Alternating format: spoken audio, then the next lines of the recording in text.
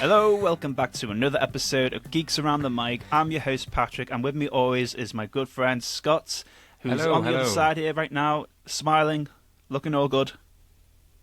All right, never mind. Don't tell me what to do. Yeah, I'm good, mate. Thanks. You okay? Yeah, I'm good. Yeah, I'm good. Bit good, yeah, because we obviously got something else to look forward to watching now, weekly by week. And that is HBO's The Last of Us Season 2. It is out, the first episode, and we both watched it. It's an hour long, and tell you what, the episode left me intrigued. What about you? How's the episode left for you? I would say same, yeah. It's a decent start. I wouldn't say anything anywhere near as good as like hooking you in as the first episode of Season 1 did. Just because, I mean, that's mainly because I think that the opening to the game story is stronger than this one, but... yeah, I would say definitely intriguing. I like the world of Jackson they built up and progressing things, and it'd be interesting to see how they do things that are similar to the game and to see how they change things, because we noticed that there's already been some changes already they've done in terms of the structure. Yeah, it's definitely expanded, Jackson. Yeah, definitely, yeah. But also in terms of like the order in which we see certain moments happen as well is very different based on that compared to the game so far already. Yeah. So, yeah, definitely intrigued so far.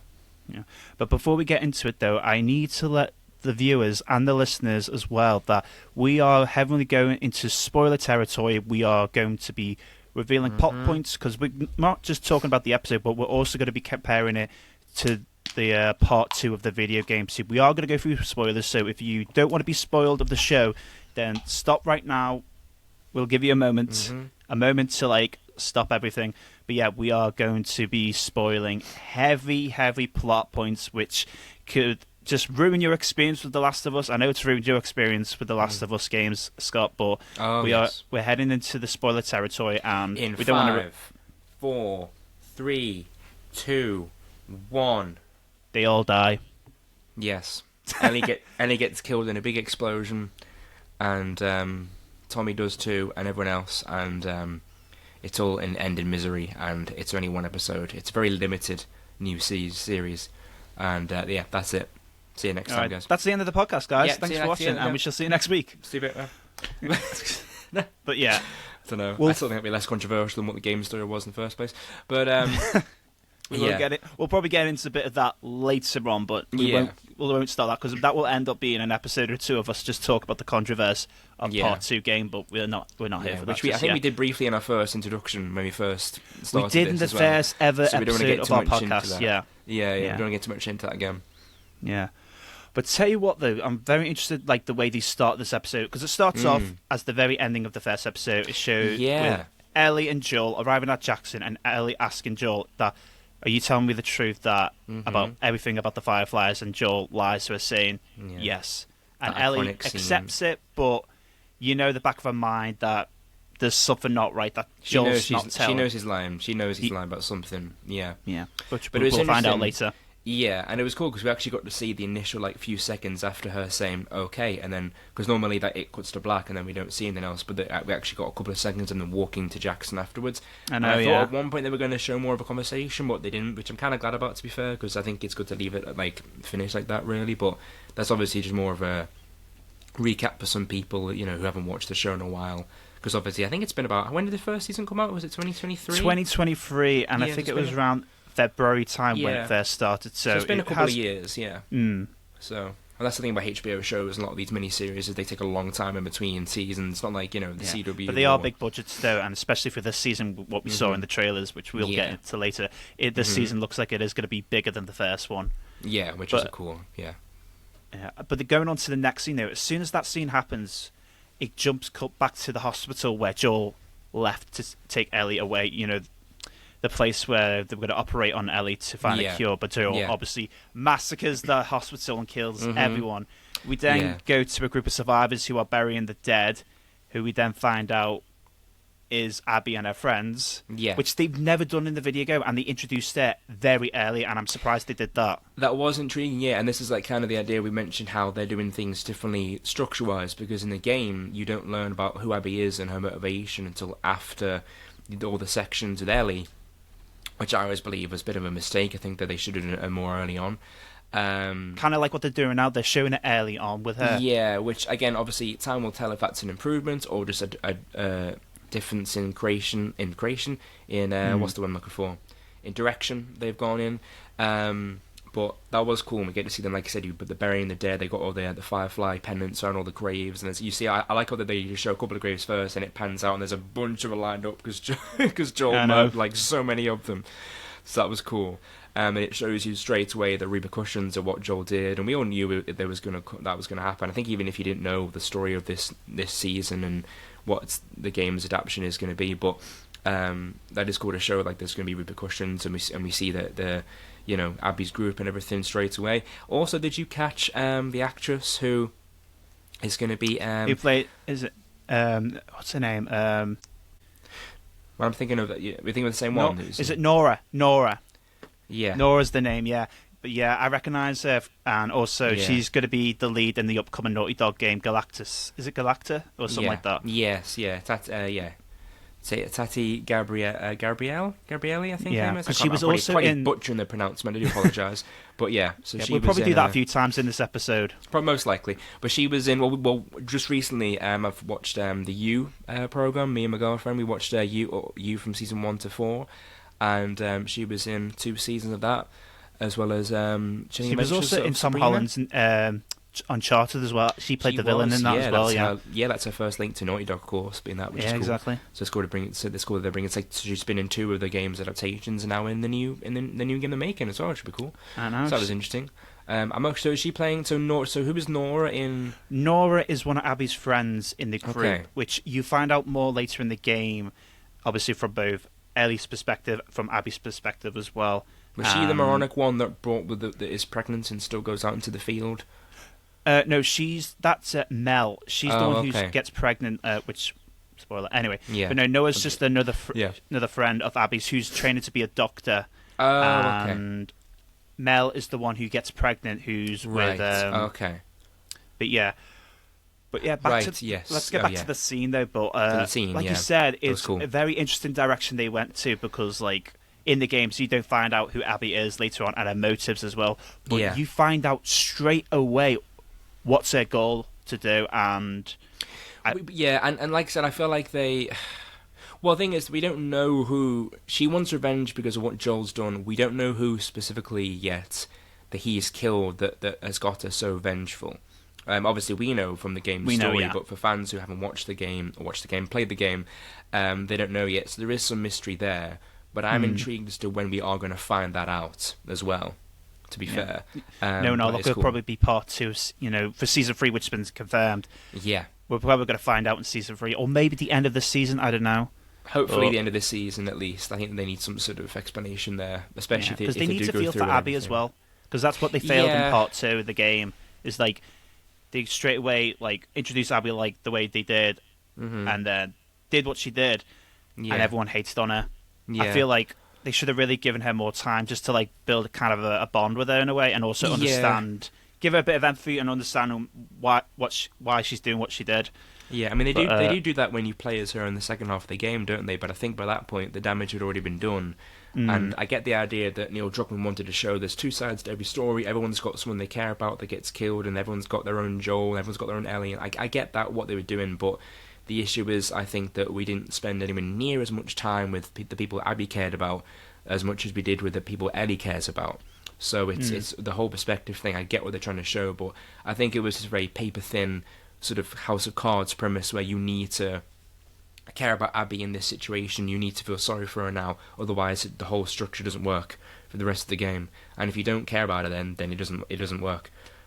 So I'm glad that they're trying to do this differently, to be fair. I think it might be an improvement, but I'm intrigued to see what they do structure-wise and things, and what they... Yeah, I know it's a bit too early to like say like if it's a good direction, but like you said, we'll have to wait for the next episode or 2 to see if it's going to be better than it was for the game. Yeah. But when she said that line though, slowly, When we find him, we will kill him slowly. Which I was like, oh, so they're actually going straight in and letting people know that she's going after Joel to kill him. Yeah. Which I thought, okay, that's why I was intrigued, because this episode left me intrigued.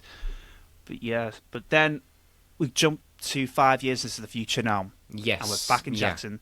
Yeah. And for a moment, I thought, because you see Ellie fighting, I thought, oh, wait, is this going to be like in Seattle, which is the full story? Yeah, that's what I thought. Did you thought that as well? Yeah. I did. I thought that was going to be like, are we going to go straight into Ellie's revenge and stuff? Like, she's already, everything's already happened. But obviously, they show later on that no, because who is with, after they do the little submission thing and she's got him choked out and the guy taps out who is there. As soon as he tapped out, I was like, oh, this was just a practice fight. We see Jesse is there and sort of training her, which is an interesting addition they've done here as well, which I thought was cool. And I think it's interesting because it kind of shows Ellie's trying to build her own independence. But I thought it was a cool line when Jesse said, like, I don't want to, be the one that tell Joel that I got, his daughter knocked out and stuff. So, like, I think there's a recurring theme here already that Joel has been this, like, shadow over Ellie for a while now and is being this overprotective dad, which obviously can be sweet in some terms, but other times is more like, oh, come on, just want to just be our own person. And it's very, like, teen angst and coming-of-age stuff as well, which is interesting. That they've put that here with the rest of the story as well, which is cool. But that was a cool addition. And then we see, like, when she walks out, and we see the whole of Jackson there, and that's a bit of a trailer with the whole town, and it's that was cool, to be fair. Like, I did like that. It's so big, though, the production now. Like, I don't know if you watched because they released a 10-minute behind the scenes, and I haven't watched that yet. They've actually built that town. Like, oh, really? They actually built a big, massive town, and with green screen in the background to expand it. But no, the city is massive, and you can tell, like, they are going all out for the budget for this one. Especially when we see in the trailers all the stuff that's going to happen. We're like, oh, this is going to be interesting. But yeah, it is. I'm intrigued to see what they do with it, to be fair. Yeah, that sounds cool. So we see that, and then we see... So what, I can't remember. Would you want to walk through the next bit? Yeah, because obviously the fight just happened, so... Yeah. Ellie goes out into Jackson, and then we go to Joel, who's now, like... the second-hand man for Tommy now for the town. Like, I think he organises, like, where all the people are living now, and now they're in a situation now that it's overcrowding and they're short of, like, homes. And Tommy's wife's name, Maria, thank you. Tommy's wife Maria is telling Joel, like, that there's more people coming in, and Joel's, like, telling her the truth, like, we can't let any more people in. And she's like, what do you want us to do, leave them out there? And he's like, we have to look after our own first before we can take more in. Yeah, and that's very much still Joel, still shows that soul, that Joel side, like the serious side, where he's like, he's thinking of, like, himself and others before thinking about, which makes sense, but I feel like he's dialing down a bit now, and they're showing he's growing a bit softer and he's gone a little bit more, like, and I think it's interesting to show that he's not going on patrols as well. Because that's a thing too for his actual for what happens to him in the game is I think to me one of the bits that was jarring that took me out of it was we go from like survivor 20 plus veteran badass Joel from the first game to then this idiot that walks himself into a situation where he's outnumbered and just lets his guard down completely and we're just in front of a bunch of strangers just because they wanted him to kill him and they said, well, Joel needs to die here in this situation, so that needs to happen. So I feel like in this show, if they are going to do it differently here, it's going to be interesting to see how they set that up, and whether Joel maybe can be more. They could show scenes where he's like rusty, maybe he even like his aim isn't as good maybe now and everything, because he's pushing like 60 now at this. Because they said it's 5 years later, he's like 60 now. Yeah. So he's an old man. Like he's, you know what I mean? They've really showed that I think already. Just like the first season showed how he was already losing his step with like the hearing that he had, and he was doing some stuff like that, like you couldn't hear that kid coming, so Ellie had to save him. That's why they changed it and stuff. So that would be cool to see different things there. But like I said, he is being a bit more like soft and things. And then we see like he's got Uncle Joel role as well, which is cool. Oh, I know. Which they never showed that in the game though, as well. Which I thought, because I think it's because Joel and Tommy and Maria don't have a kid in the game. No, they don't. Like Maria had been pregnant. It's interesting that they done it in the show, though. Yeah, it was a new edition. I'm pretty sure. So yeah, I think it was. Yeah. So it kind of gives Tommy more like to lose here in this version, because Tommy is another character that is done dirty in the game as well. And he gets quite a depressing ending where Maria is like broken up with him, and he's got like his eye shot because Abby shot him in the eye and stuff, and he's like limping and stuff. So it's like. yeah, it's a big difference in terms of like what he can have now for his life. So it might be interesting to see if he takes the higher road maybe in this version. I don't know. We'll see what happens, of course. But so that was cool. But yeah, sorry, I'm just like checking on the next thing now. But don't yeah, worry. Joel is in therapy now.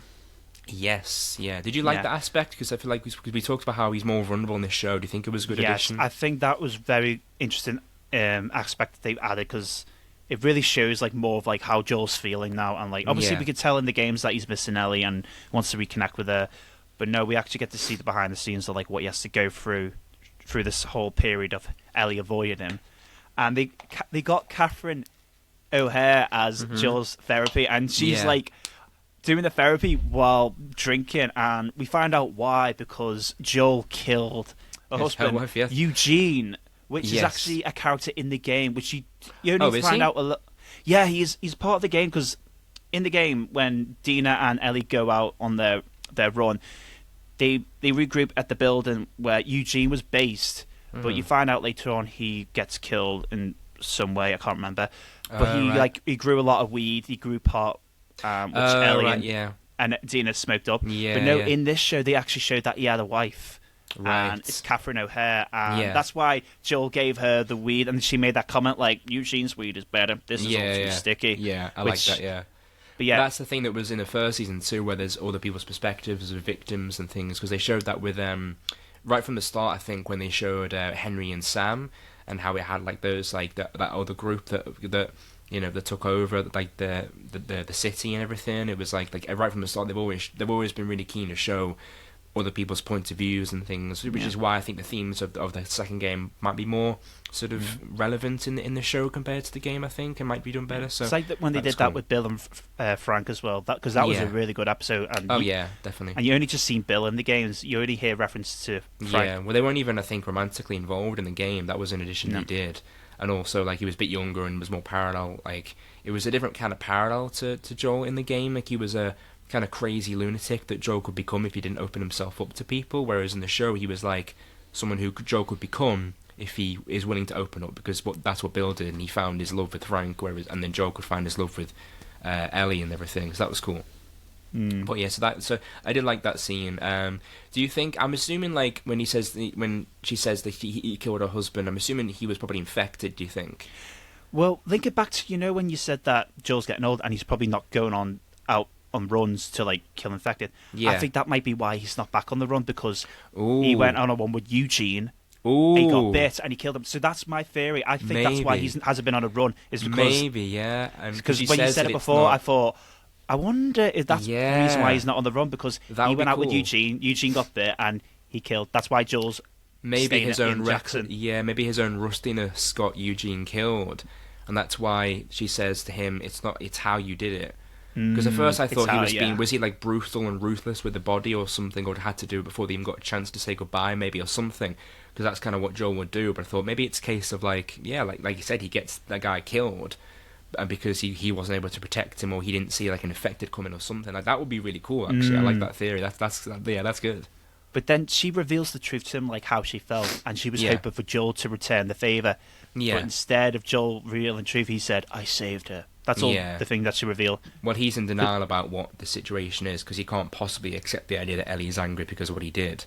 Because he's saying to her, like, I try and do these things, I don't even make her sit down for dinner anymore, I let her move out into the garage, all this stuff. And it's like, you're not realising why she's actually angry at you, Joel. You're just being this stubborn dad right now. Which is very human, very flawed, again, of Joel to be doing, which I liked. But, so yeah, that's cool. And I feel like that would be interesting to him, like, actually acknowledge what he's done and everything, because in the game he still is unapologetic about it. Like when he says, like, their last conversation in the game, he says to her, if I got a second chance that moment, I'd do it all over again. So he doesn't regret what he did. But I think so that I feel like that could be something that like the next episodes could set up maybe. But that was quite cool. I like that sort of in denial aspect. You know what I thought though, when you see Ellie, well, I'll get into this one later after the ballroom dance, which is later on. But after, obviously, he's gone to therapy, and now Ellie's gone out with a run with Dina now. Yeah. With the others to kill off infected in the area, which have been growing. I liked, because it gives you a bit more fleshing out of Dina and Ellie before everything in the game that happens. So they've got a bit more backstory now, which is cool. But just to cut that in there, yeah. Sorry. Yeah, but no, they kind of did that reverse because like they had the ballroom dance, then the run. Right. But in the show, they done it the other way around. They go out for the run, then they have the ballroom dance later on. Yeah. Which is just a little change, but... Well, they might still go out for another... But that's why I'm thinking maybe, like, the attack, because we're thinking of, like, theories and things about how Joel gets separated from Tommy or the rest of the group and gets into a situation with Abby. We were saying maybe thinking of, like, it might happen differently, because obviously in the game, like, Joel and Tommy go out on a run, a herd comes through, they run into Abby, and that changes things. Some of this is all predictions and stuff, but so now because Ellie and Dina have already had their patrol they do in the game, maybe now because of that, that's going to happen differently. Maybe I don't know. That would be interesting to see that. But that was cool. But then obviously we see how they're being more flirty and stuff first, and be more reckless as well. Again, it's kind of like the teen angst of wanting to prove yourself and everything, which you've seen in lots of storylines before, and. I do think it would have been more interesting if maybe like Ellie and Dina got one of their group they were with killed, like, you know, or hurt maybe, like, you know, the ones that went with them, because I feel like that would have shown, like, you know, your actions have had consequences here. That was one of the things I probably would have said, because it isn't really. But then again, we did see how Ellie obviously got, you know, a bit later on by the infected, so maybe, and then she has to do that, but that's getting ahead of it. But maybe that will be a thing that comes up late. I don't know. But it was a cool scene as well, though. Yeah. But yeah, like I said, that's when you show the production though too, when we like the big vast like mountains and the snow and everything. Like, it does look really like a lot better like than the first season did as well. I think in the snow particularly, it does look really good. To be fair, and that's one of the things. As much as I'm not a fan of the second game, I loved how the snow looked and how that environment and everything looked in that game. To be fair, like visually, it was really good. So yeah, that's cool. Yeah, well, it is a big budget, this one. But you know, when you were talking about, obviously Ellie gets bitten later on, but that obviously would link it to the next part we're talking about is on the run. They go to the market, which is actually in the game. Dina and Ellie investigate the market. Yeah. Because they assume that there's infected inside, which they go in, they find some clickers, and they did a reference from the video game, which everyone's like saying online. Which, do you want to do the honors and tell so she picks up the glass bottle and throws it as well. And then like to distract the clicker, and then the clicker runs out, and then she ends up like stabbing it, and she does it the same way as the game too, where she went in the I don't know how it works in the second game because she's a bit older, but in the first game, I remember the winter section, she clicker's got more of an armor plate on their necks, so that's why you have to stab it multiple times. And which I thought was cool because that's what you have to do in the game in that section with the winter bit when you're playing as Ellie. You have to sort of distract them and then knife them instead, and it's more like a. It's like a reckless thing to do. It's like a dangerous thing to do because it makes more noise because she's leaping around the place and just stabbing blows and stuff. She isn't as quick to take him down as Joel was, so that was a cool little homage there, which I like too. I like when they do stuff like that. So yeah. And I was getting excited with a bottle, glass bottle. It's a glass bottle. Oh, it's a bottle. They did it. They did the thing. They did the thing. Yeah. But then obviously she falls through the floor into the market, which is also in the game. Yeah. But then we are introduced to a new type of infected, the stalker. The creepiest bit they've done so far. That was really well done. Because I noticed at first, did you catch when she's walking around and you've seen the background? I catch it, like when you see in the background, you see like a Blair Mutt, and then she's like crawling. I'm like, crawling. Oh, okay, that's the stalker. I was like, that was really good. I was expecting the stalker because I know that's how it gets introduced in the game. Is that in part 2 of the game, the Stalkers? Yeah. Yes, because the Stalkers. Actually, wait. Because I don't remember them being like that in the first game. I've only played the first game. You know what? I think the Stalker doesn't get introduced till Seattle, so I think they introduced it early. Because I haven't played the game for a while, so I think the Stalker gets introduced later on in the game. Because you go into a building with Ellie, it's all dark. In an office building, and there's multiple Stalkers. It's quite a creepy bit because they're like, you're running around and you can't run around because they could just jump up behind you whenever. Yeah. So you really got to like stop, listen, look around, and if they come, shoot them. Yeah. Okay, that's cool. I like that. I like that element. To be fair, that is cool. Yeah. But she gets bitten though. She does. Ellie. Yeah. But it is good because she's like, run at me, and then she's like, trying to. I know. And then it goes back in the corner like no, and then it hides, and I was like, oh, this is really creepy. So yeah, but she gets bit, and then but I do like that they can show that she gets bit, but obviously she can still get killed. She can still get torn apart. It's like Tess said to her in the first season, you're not immune to being torn apart. But it is. But obviously, it kind of makes you question, like, if that was Dina in that situation, that she could have got killed, which makes you think of her recklessness there a little bit. I do hope that is a thing that is brought up, that you are getting yourself into these situations and you're not thinking things through, because they shouldn't have gone in the building in the first place. Like, other people were right. So it's like, I do hope that is a bit of repercussion, because it kind of seemed like that nothing really of interest happened or consequence happened, despite how reckless that was and dangerous. But it was a good scene that obviously she has to hide the bite, and that's when we see her trying to do a sort of cut on her stomach and stuff. At first I was like, what's she doing? But then I realised, rather than making it look like a bite mark and people could see it, she's just making it into like a normal cut. Like a normal cut, like a wound, which was like smart. And also we see how she got like the tattoos and the burn on her arm and stuff, because she's trying to cover that up, because obviously the first bite. So that was interesting, because I know that bit is from the game, like her tattoo is like quite iconic, of course. Well, they refer that to also the sneakers as well. You can see the sneakers. Sorry, yeah. Oh yeah, because in the game, because she traded it for some boots. Yeah, for Dina a holster. The shoes, saying should have kept the boots. I like that. So that was cool. I like how they're still having a bit more, because obviously later on in the game, due to what happens, Ellie becomes very miserable and very dark and angsty and that. So I like how they're showing a bit more fun Ellie first before that happens, I think. Yeah. Or the barbecue joke. Yeah, I like that, because it reminds of her. Barbecue joke. I think it reminds her of her puns. She writes it down in her diary as well, which was a big part of the game as well in part 2, because when you go around Seattle, she does artworks and writes notes and some jokes. Okay. So I think they're going to heavily put that in a bit more in the show as it goes along. But cool. Back to the tattoo as well, I forgot to mention. Because on patrol, there was another girl who was the leader called Kat.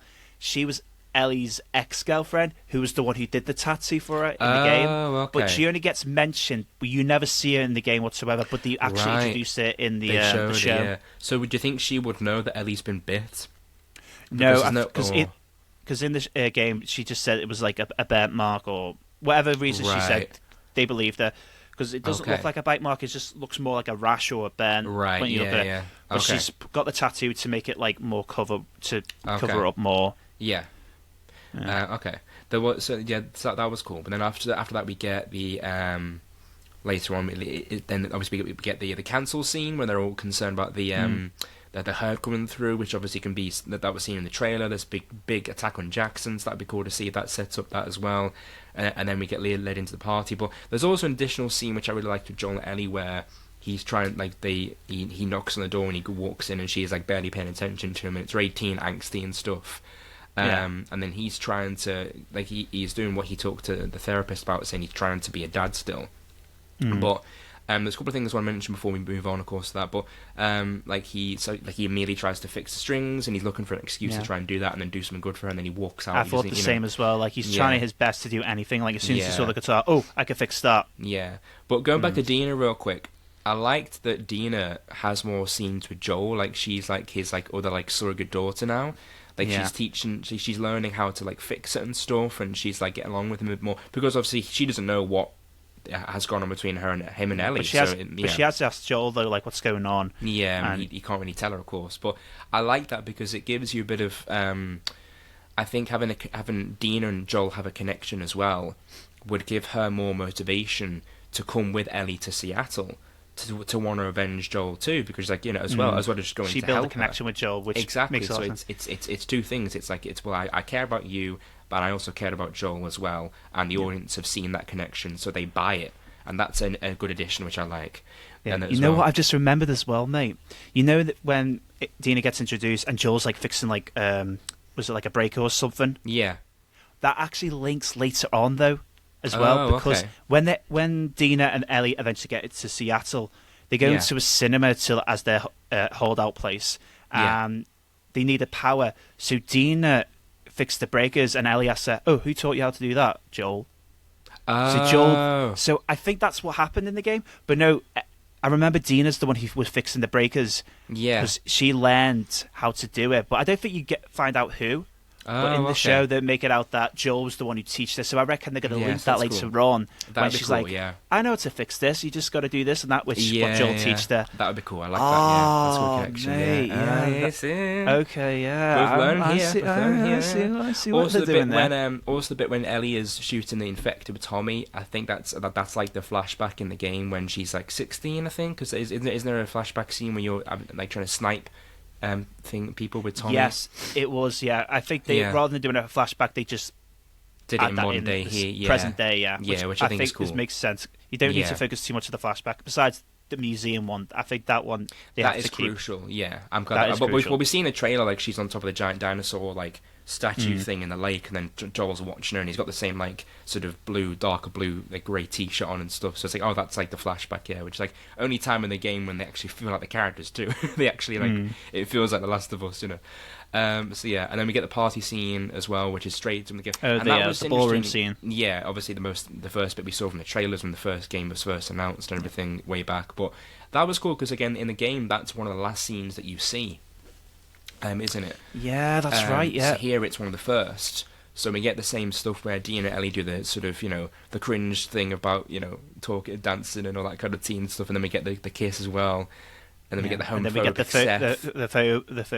phobic, whatever that guy. Yeah. What was his name? Seth, I think. Seth. Yeah. Yeah. And Calling Joel him comes in and just pushes him. Yeah, he pushes him to the ground in this version. In the game, he knocks him like pushes him out of the way, but in the show he pushes him to the ground. I'm like, he just knocks him down. Yeah. Yeah. I mean, the same interaction of like, I don't need your help and all this stuff. But then, did you catch though? There's a difference here. When Joel is playing the guitar, Ellie walks up to him. In the game, that takes place immediately afterwards, and in the game, that's their last conversation, which is where he brings up how he would do it all over again. But here, she just walks past. That's the thing I was going to talk to you about, mate, before when I said I was going to say. Yeah. So we see that Ellie arrives, Joel's on the porch playing this guitar, as she Yeah. walks away. Well, what I reckon is we're going to go back to that scene later on. Ooh, So Ellie yeah. walks by, Joel's yeah.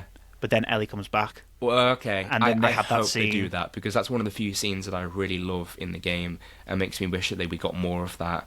In terms of them trying to make up and having their new dynamic and stuff, because I really like that scene. So I'm hoping they do that. So that Yeah, is I a hope good so theory. too, I do 'cause, like like, that, yeah.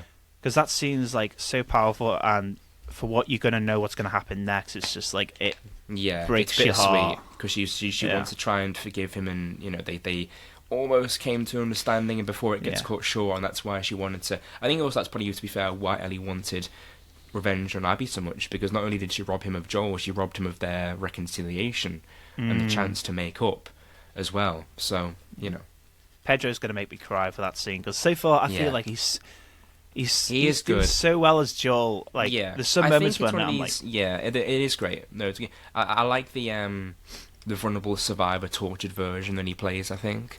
But yeah, what's your favourite moment that he's done so far, Joel in this episode, or like in general? over Pedro. Yeah. Oh, I don't know, because the thing I like about Pedro is like the stuff he does differently than Troy Baker's performance. Yeah. Because I know in interviews Troy has said some stuff like he wished he did some things that Pedro did in the live action version of a Joel. I think he said, was it like when he he got the gun ready at Tess when he found out she was infected? That's the one I was on about, and he's Yeah. like, "You mother." Yeah, yeah, that was cool. But I was like, but no, I kind of like that though, because like I'd rather like Pedro do his own thing and not completely just copying yeah, Troy's performance. I think you do notice sometimes that it's different particularly when he says lines that Troy said in the games. Like in the first season, there's certain lines of dialogue he says, like when he first smuggles Ellie into that safe house and he lies down on the couch and Ellie's like, "What are you doing?" And he goes, like, "Killing time." It's like, what am I supposed to do? I'm sure you figure that out. Like, that line of dialogue is very different. And when he says it compares to Troy, and other ones like that, it's like it's a little bit like more harsher and stuff. So there are differences there that I think like aren't as good because I'm just so used to Troy's version in the game. But it is really good performance. And for Bella Ramsey, I think a lot of controversy right now because she doesn't really because they don't really look like Ellie. Like, but appearance-wise, she sounds perfect like Ellie, and I know she does, a lot of people saying stuff about her appearance, which I think is awful, but I can understand from a fan's perspective. But yeah, I mean, I think a lot of people are just saying actors, like they're just doing a job. Yeah, like they do a good job. The scene where Ellie tells Jesse like don't pull any punches, the way that she says that line, like the way that her voice is, yeah, but but also the way her voice is, I'm like, oh, like they sound like Ashley Johnson then, and that was really good. So there are stuff where I think like they do a really good job. There are other times when I don't quite buy it, or I'm not quite a fan of the direction they take it in. Like when they tried to make, like in season 1, they tried to make Ellie too like hungry to want to kill people and violence basically, and wanted to, and she was like desperate to get a gun, I think, in that version. But there's certain obviously that's just some things that are going to change and be different, of course. But I think overall, acting wise, they do a great job, both actors and as Joel and Ellie, and everyone in the cast does a good job as well. But I also understand some criticisms as to why certain characters, like, they don't look the way that they do in the games and things, and as well.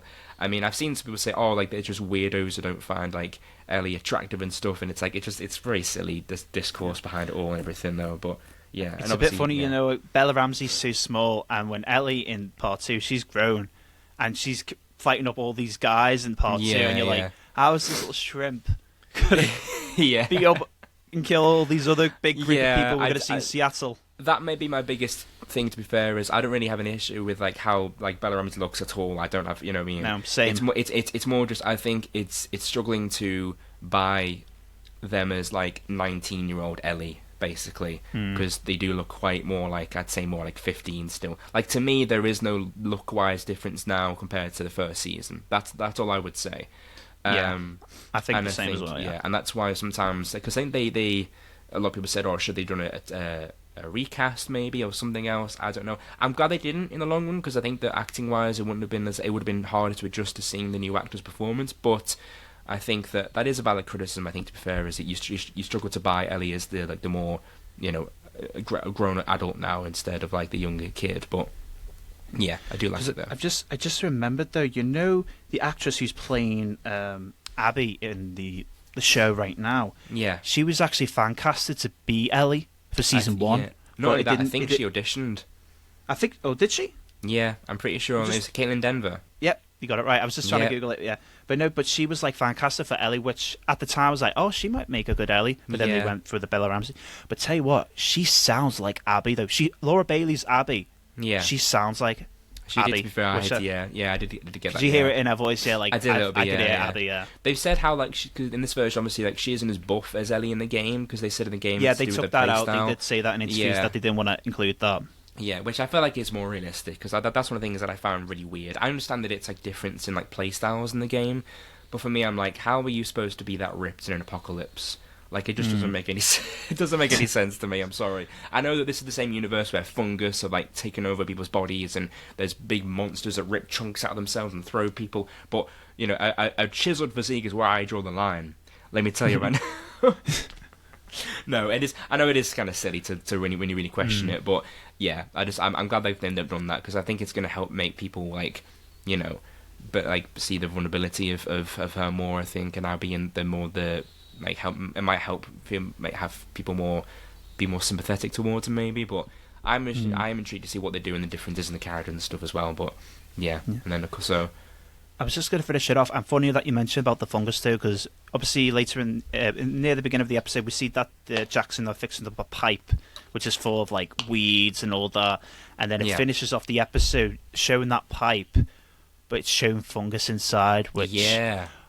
Which I told you I had a theory about that before we got onto this episode on this podcast, was that in season 1, episode 2, they introduce a feature, because they never include this in the games, and Craig Mazin, who's the producer of the show and the scriptwriter, he came up with the idea that, like, if you step on like a fungus somewhere, it attracts hordes of infected, which Neil Druckmann loved the idea and he wished he included in the game. So I reckon this idea links into the pipe situation. So this fungus is growing and growing. So whatever happens, something or someone, it's going to attract all the hordes coming in, which we see in the trailers. Like, Jackson gets into a big battle scene, which I think episode 2 happens as well. Yeah, and theory-wise, obviously, we see at the end that Abby's crew have actually found the town of Jackson.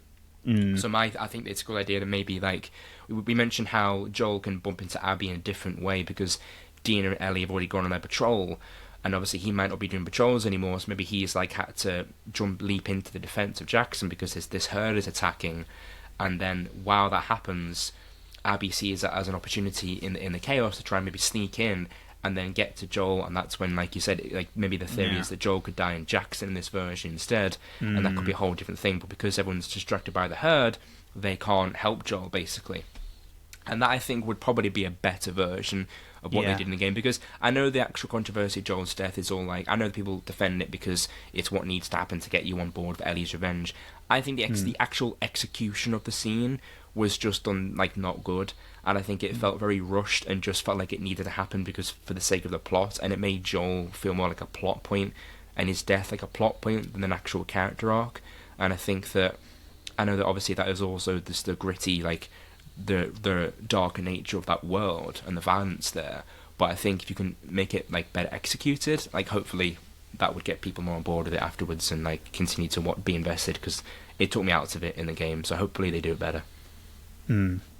Well, we'll find out in the second episode, because we went over by quite a bit today. So, yeah. And before I finish it off, we do get a guest appearance on the show as well. Gustavo, I never say his name, but he's the composer for the music in the original Last of Us games, and he's the composer for the show as well. And he has like a nice 1-second cameo in the ballroom dance scene, which I thought, oh, that's nice. They got Gustavo in there, and he has posted on his social saying like he posted photos from behind the scenes, which is nice. So I like that they included him as well. So I hope that they will include more actors from the games into the show. That would be cool. I would like to see that. Yeah, definitely. I don't know who else they could bring in now. Maybe like. Well, Laura Bailey, who played Abby in the second game, she was one of the surgeons, I believe, wasn't she? But they could get away with bringing her on, but as a different character, maybe. Because you didn't see her face, did you? And she also lived, so they could bring her back, maybe, I don't know. Yeah. And other actors, maybe, somewhere down the line. We also know Jeffrey Wright, who played Isaac in the game. I know he's praising the role as Isaac. So another actor from the game is now coming back next week. So we had Marlene, the actress who played Marlene in the game, was in the show in Season 1. Now, Season 2, we got Isaac from the game in here now, which is cool. So that'd be cool to see. But I'm intrigued to see what they do with everything and what characters they use and include and stuff. So yeah, because that's the group we're going to be talking about in probably the next episode or two of the group in Seattle, which the big part of the story takes place. But we have to end it there. Okay. But that is our thoughts of the first episode, which I thought is a very good, intriguing episode of the direction they're going. Yeah, which which I'm interested to see how they're going to go from there. Like you said before, mate. It could go in a good direction or still go in a bad direction. Yeah. It all depends. It could be, It could be. I hope they do it just right. Like they get the I'm trying to find my words here, but I hope they find the balance and the level and also the right direction to do it and not like rushed it like you said. Fingers crossed. But we'll find out, and I'll be amazed if they do it right. Yeah, I know you're hoping for it because you have strong opinions about the Part 2 game, which we're not going to get into now because we need to end the episode there. We don't have time there. But that is our thoughts for the first episode. So thank you for watching and listening. Thanks, guys. If you're either listening on Spotify or on YouTube. But if you like the video, then give it a like. Follow us on Spotify. Subscribe on our YouTube channel because we released the video version as well on there. But give us our thoughts on what you thought about the episode in the comments below, and also what you're excited to see in the future episodes to come. But yeah, thanks for watching. I'm Patrick, and my good friend Scott over there, who's looking beautiful as always. Oh, you flatter me, sir. I always compliment you too much. I don't know why. You do. It makes me uncomfortable. It's because we're on camera. I'm trying to like... Yeah. But yeah, thanks for watching. He's very mean behind the scenes, guys. He's really, he's actually off all the time. As soon as this cuts, it's going to be cut. I'm sorry, I'm scared. Help, please help. Right. But yeah, that's us for now. Thanks for watching, and we shall see you in the next episode. So take care, guys. Bye-bye.